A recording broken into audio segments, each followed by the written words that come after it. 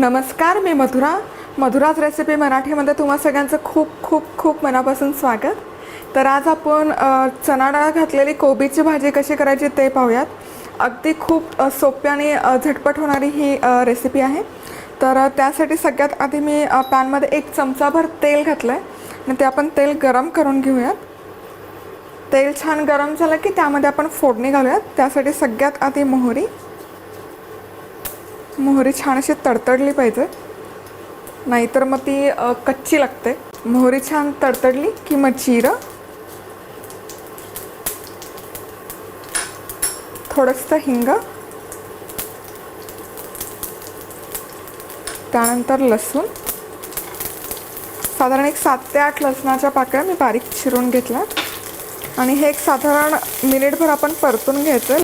लसणाला थोडासा असा तांबूस रंग आला पाहिजे आणि या ठिकाणी लसणाला छान असा तांबूस रंग यायला चालू झाला आहे. आता यामध्ये आपण थोडीशी हळद घालूया. त्यानंतर हिरवी मिरचीचे तुकडे, साधारण 2 ते 3 हिरव्या मिरच्या, कढीपत्ता एकदा आपण परतून घेऊया. आणि इथे या ठिकाणी माझ्याकडे 2 कप भर कोबी आहे, तो छान असा बारीक कापून घेतला. हा बारीक चिरलेला कोबी घालूयात.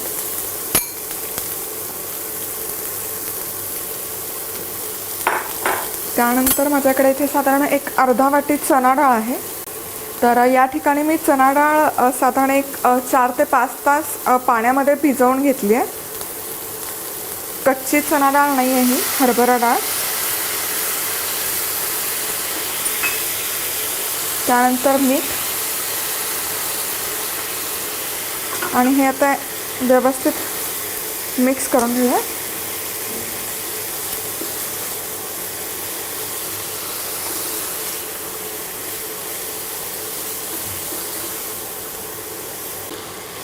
आणि हे असं छान व्यवस्थित मिक्स करून झालं की यावर झाकण ठेवून एक 10 ते 15 मिनिट आपल्याला ही कोबीची भाजी शिजवून घ्यायची आहे.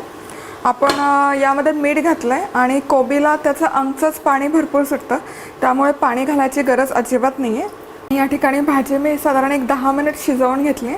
आता मी झाकण काढते आणि भाजी शिजत असताना मध्ये मध्ये ती चेक करायची आणि मिक्स करून घ्यायची, जेणेकरून ती खाली तव्याला चिकटणार नाही. आणि तुम्ही बघू शकता या ठिकाणी ह्या कोबी व्यवस्थित छान शिजला आहे. आणि त्याचबरोबर ही जी चणा डाळ आहे किंवा हरभरा डाळ आहे ती पण छान अशी फुगून शिजली आहे, मऊ झाली आहे.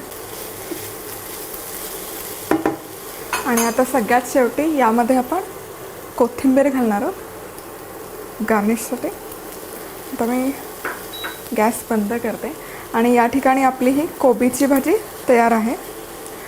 ही भाजी चपातीबरोबर किंवा फुलक्याबरोबर छान लागते आणि त्याचबरोबर ही लंच बॉक्ससाठी किंवा टिफिनसाठी परफेक्ट रेसिपी आहे.